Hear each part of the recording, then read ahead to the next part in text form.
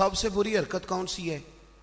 سب سے بری حرکت یہ ہوتی ہے کہ لڑکے اور لڑکیوں کا جوش و خروش سے شادیوں پہ جانا، اور پھر مووی والا آتا ہے وہ لڑکیوں کی عورتوں کی مووی بھی بناتا ہے، اور اب تو اللہ خیر کرے مووی کو ویسے لوگوں نے فرض کفایہ سمجھ لی ہے، اللہ معاف کرے، ہر آدمی نے ہاتھ میں موبائل پکڑا، اتنا ضروری کام ہے یہ؟ مووی بنتی ہے، مہندی ہوتی ہے، ناچ گانا ہوتا ہے، تماشے لگتے ہیں، پھر میں حیران ہوتا ہوں جوان لڑکیوں کے ہاتھوں میں پھول دے کے انہیں کھڑا کیا جاتا ہے کہ دولہا جب آئے تو پھول پھینکنا۔ دولہے کے ساتھ بوڑھے بوڑھے لوگ ہوتے ہیں کہ جوان لڑکے ہوتے ہیں؟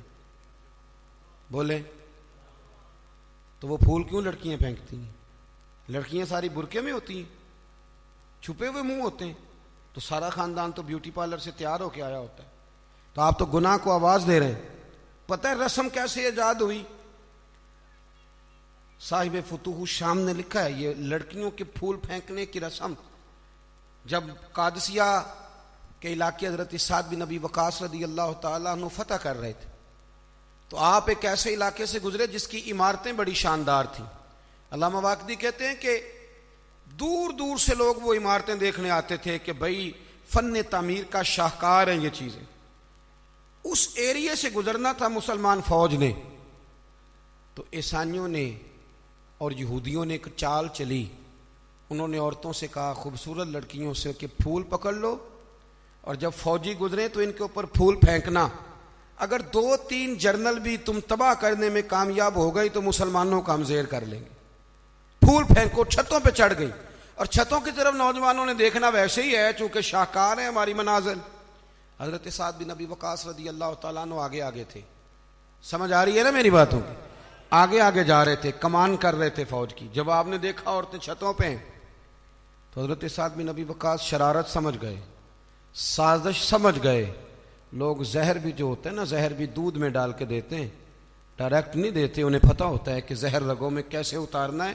جناب سعد بن ابی وقاص آگے آگے تھے، جب دیکھا عورتیں چھتوں پہ ہیں تو فوراً بولے، گھوڑے پہ چڑھ گئے اور فوج کی طرف توجہ کر کے کہنے لگے فوجی ہو، تمہیں پتہ ہے نا اللہ کیا فرماتا ہے؟ رب فرماتا ہے مردوں سے کہو نظریں جھکا کے رکھے۔ نظریں کون بھلا؟ جی مومن مرد، قرآن مجید نے حکم دیا کہ مومن مرد نظریں، اس کا مطلب ہے مرد وہ نہیں ہوتا جو اکڑ اکڑ کے چلے، مرد تو ہے ہی وہ قد اونچا ہو نظریں جھکی ہوئی ہو، مرد کہتے ہی اسے۔ مردوں سے کہو نظریں جھکا کے رکھیں۔ 10,000 فوج تھی، عورتیں پھول پھینکتی نہیں، 10,000 فوجی گزر گیا پر ایک نے بھی نظر اٹھا کے نہیں دیکھا۔ جب سارے گزر گئے تو ان عورتوں نے پلیٹیں پھینکی اور کہنے لگی او بے شرمو یہودی اور عیسائیوں، تم کس طرح کے لوگ ہو، اپنے مقاصد کے لیے بہو بیٹیوں کو استعمال کرتے ہو، اور یہ کتنی شان والے ہیں، ایک آیت سنی ہے اور نظریں جھکا لی ہیں، تم بھی غلط ہو، تمہارا طریقہ بھی غلط ہے۔ آج کے بعد ہم مدینے والے رسول کا کلمہ پڑھیں گے، ہم مسلمان ہوا کریں گے۔ اور ہمارے ہاں شروع انہوں نے کی تھی، اور اللہ خیر فرمائے رنگ ہم نے پکڑ لیا اس کا۔ ہمارے ہاں عورتیں پھول پھینکتی، بزرگ نہیں پھول پھینک سکتے، نوجوان نہیں پھینک سکتے۔ خدا کا خوف کرے۔ اور پھر مرد عورتوں کا اختلاط ہوتا ہے، اور پھر اس سے آگے شادی کے بے پناہ خرچے، بے پناہ قرضہ اٹھا کے شادیاں کرتے ہیں۔ نکاح میں تو 2 آدمی جائیں گے، 2 جوڑے جائیں گے، اور میں آپ کو ایک شرعی حکم بتاتا ہوں، آپ کا سگا بھائی ادھر دیکھو میری طرف، سگا بھائی اپنے بیٹے کی شادی پہ اگر آپ کو نہ بلائے تو اس سے ناراض ہونا جائز نہیں۔ تسی تے میرے نال بھی ہو گیا، او بھائی سگا بھائی بھی اگر اپنے بیٹے کی شادی پہ نہ بلائے تو اس کی مرضی ہے، نہ بلائے چاہے نہ بلائے، اس سے ناراض ہونا جائز۔ تو آپ کو تو منگنی میں نہ بلائیں تو ناراض ہو جاتے۔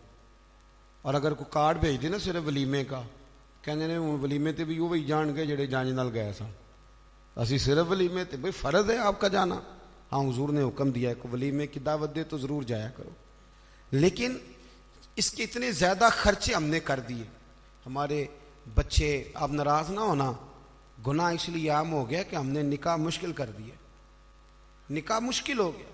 اگر ہم اس کے اخراجات کم کریں، میں شادیاں دیکھتا ہوں مجھے لگتا ہے اتنے پیسوں میں 6 شادیاں ہو سکتی ہیں۔ قرضہ اٹھا کے شادی کر لی، 15 दिन नहीं गुजरते तो पैसे लेने वाला आ जाता है, وہ کہتا میرے تو رکھنا پہلے.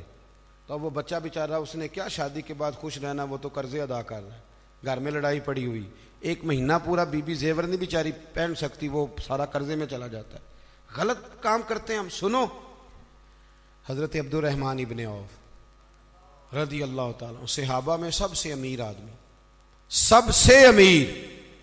یہ بخاری میں حدیث ہے, فجر کی نماز نا انہوں نے نبی کریم علیہ السلام کے پیچھے پڑھی, سفید کرتا پہنا تھا تو اس کو زرد رنگ کا داغ لگا ہوا تھا. توجہ ہے نا میری بات, سفید کرتا اور زرد رنگ کا داغ. نبی پاک صلی اللہ علیہ وسلم نے کہا یہ عبد الرحمن یہ کیا ہے؟ عرض کی یا رسول اللہ میں نے رات کو نکاح کیا تھا, خوشبو لگائی تھی تو وہ داغ رہ گیا. حضور نے تو کوئی اس پہ اصرار نہیں کیا کہ یار اتنے امیر آدمی کی شادی مدینے میں پتہ ہی نہیں چلا, کسی کو خبر ہی نہیں. یہاں غریب بھی باز نہیں آتا, وہ بھی کہتا ہے میری ناک جو ہے وہ کٹ جائے گی اگر میں نے کروڑوں روپیہ نہ لگایا, تو جب پیسے لینے والے آئیں گے پھر کٹ جائے گی کہ چھوٹی ہو جائے گی مزید. مہربانی فرمائیں, آپ کس چکر میں پڑے ہوئے. حضور نے کیا فرمایا؟ نبی کریم صلی اللہ علیہ وسلم فرمانے لگے نکاح کر لیا تو ولیمہ ضرور کرنا, چاہے 1 بکری ہی ذبح کرو. تو اپنے گھروں کے اندر سکون کا ماحول قائم کریں, شادی اور بیاہ کو حضور کی سنت کے دائرے میں لے کے آئیں. یہ وفاداری کا رشتہ ہے, یہ خلوص کا رشتہ ہے. اس رشتے کو خلوص والی منازل کی طرف لے کر کے جائیں. بیوی خیال کرے کہ مجھے اپنی خاوند کی خدمت کرنی ہے, خاوند خیال کرے کہ مجھے بیوی. میں اکثر کہا کرتا ہوں, میں کہتا ہوں کہ اگر آپ بیوی کے ماں باپ کی عزت کریں گے تو وہ بھی آپ کے ماں باپ کی عزت کرے گی.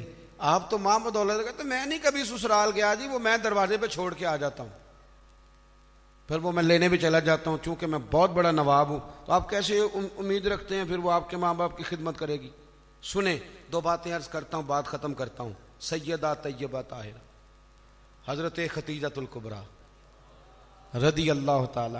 جب آدمی امیر ہو نا, غریب ہو جائے تو اس کے لیے بڑی مشکلات ہوتی. غریب امیر ہو جائے تو کوئی مشکل نہیں ہوتی.